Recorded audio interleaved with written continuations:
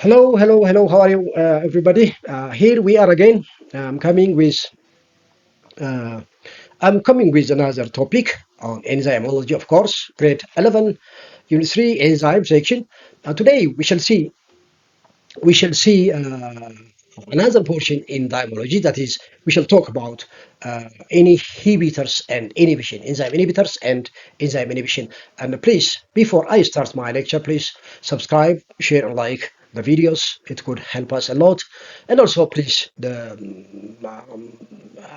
don't forget putting your comments under this. Both comments, constructive and destructive, constructive and negative, or just for which may help us for our growth together. Let's go. Enzyme inhibitors.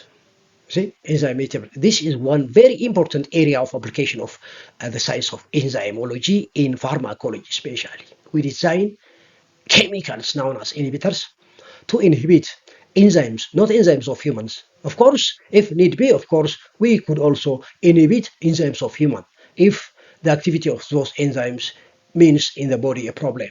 Yes, sometimes we have to inhibit the enzymes that are normally found in our body in order to decrease their activity so that their activity means abnormality. So we have to decrease somehow. Anyway, generally, we shall talk about inhibitors today. Enzyme inhibitors are low molecular weight, much low molecular weight chemicals or molecules that bind or attach to enzymes and prevent them from forming enzyme substrate complex. Or they bind or attach to the enzyme substrate complex so that enzyme substrate inhibitor complex forms which prevents product formation. You see, two ways. Enzymes can attach on the enzyme inhibitors can attach on the enzyme, preventing enzyme substrate complex formation, which means enzyme product will not be formed or product is not formed. No rate, no reaction. Or some inhibitors, I will talk to you about these inhibitors. These inhibitors don't attach on the enzyme. They attach on the enzyme substrate complex. You see? These inhibitors are known as uncompetitive inhibitors, of course. They love to attach on the enzyme substrate complex, not on the enzyme alone, not on the enzyme. So they form enzyme substrate complex, enzyme substrate inhibitor complex, which will not give product. And thus, inhibitors decrease or stop the catalytic activity of enzymes. Decrease or stop, temporary or permanent effect, of course, based on the tenacity. What does it mean? Tenacity. Tenacity means how strongly they are attached. How strongly these inhibitors are attached on the enzyme. Uh, the enzyme inhibitors are categorized into two categories. One, reversible inhibitors, of course.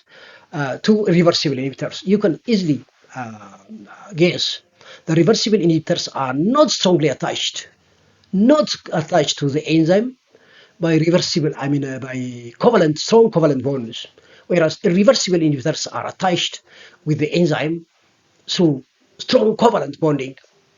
The first, reversible inhibitors have temporary effect. Reversible inhibitors are permanent effect. Reversible inhibitors are inhibitors that bind to the enzyme only by weak bonds or interaction, such as hydrogen bonds or hydrophobic interactions, and thus inhibit only temporarily, as I have told you earlier. And that they can be removed by dilution or dialysis. Their effect is temporary. The reversible inhibitors are of three types.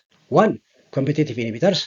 Two, non-competitive inhibitors. Three, uncompetitive inhibitors. You see, the effect of all this is what makes all this the same. Their effect is reversible. They are not attaching to the enzyme permanently with strong covalent bond. Just they attach by weak force like hydrogen bond, and weak interaction like hydrophobic interaction. First, let us go to the competitive inhibitors. As the name indicates here, they are with the same shape or similar shape to the substrate. This means they can fit into the active site. They go fit. And such inhibitors are usually known as substrate analogs. Substrate analogs means similar shape with the substrate, but not the same chemistry. Be careful. They hold the active site means the enzyme can't reduce the activation energy of these inhibitors, can't exert pressure to decrease activation energy so that these inhibitors, which are known as competitive inhibitors, will not change into product. There is no chemical reaction. Simply occupies the place so that substrate will not attach. You see, competitive inhibitors are substrate analogs.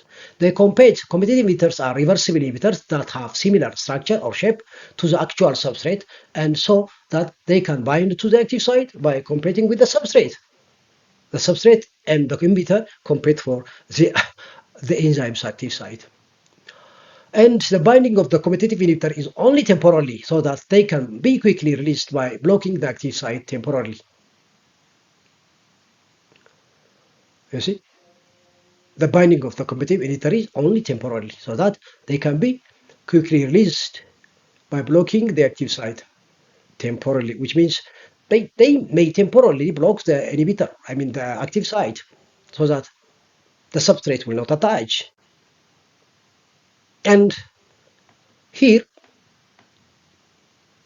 at low concentration, substrate concentration, you may get good effective inhibition. You see, if the amount of substrate is very low and relatively the amount of competitive inhibitor is higher, the inhibitor may inhibit the reaction effectively if you keep on increasing the substrate so that the amount of substrate is extra much larger than the amount of inhibitor. This time, the frequent substances that get into the active site will be the substrate. You can decrease the effect of the inhibitor by increasing the amount of substrate when the inhibitor is competitive inhibitor. You see? Even it's possible to eliminate the effect by increasing the amount of substrate to highest amount possible. On the other hand, binding of substrate prevents binding of the inhibitor. You see, if you have substrate binding, the inhibitor will not bind. And in competitive inhibition, the Vmax of the reaction is not changed, but higher substrate concentrations are required to reach a given maximum rate, increasing the apparent Km. Therefore, what is the effect as far as we go to the kinetics of reactions that involve competitive inhibitors? The Vmax will not be altered. The reaction will reach to the Vmax after the substrate has been increased to the maximum. What is changed or increased is the apparent Km. The Km value is increased. This is it. Enzyme substrate, enzyme inhibitor. The inhibitor is attached to the enzyme. If the inhibitor is attached to the enzyme, substrate will not attach. At a given concentration of inhibitor, adding more and more substrate will eventually bring you back to Vmax, as inhibitor is swamped out, or the inhibitor is overcompeted by the high number of substrates that are waiting, queuing up or lining up, waiting at the active site. So that frequently, as you increase the substrate concentration, now and then the substrates are entering into the active site, giving no time for inhibitor to attach because their amount is very high. Therefore, the Km in the presence of the inhibitor will be increased, reflecting the difficulty of the substrate is having in getting bound to the enzyme.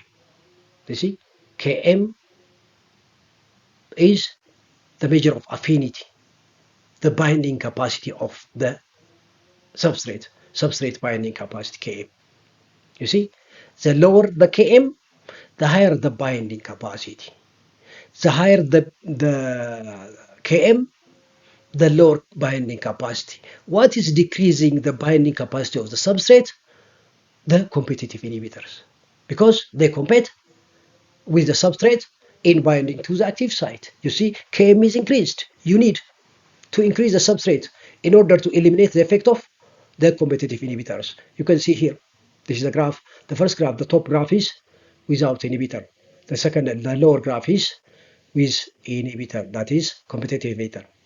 You see, the place where Vmax, half Vmax reached is different in the two. That is the Km, the older Km, the new Km. The new Km is increased. Km has been increased, whereas the Vmax is not lowered. That is the same, unchanged.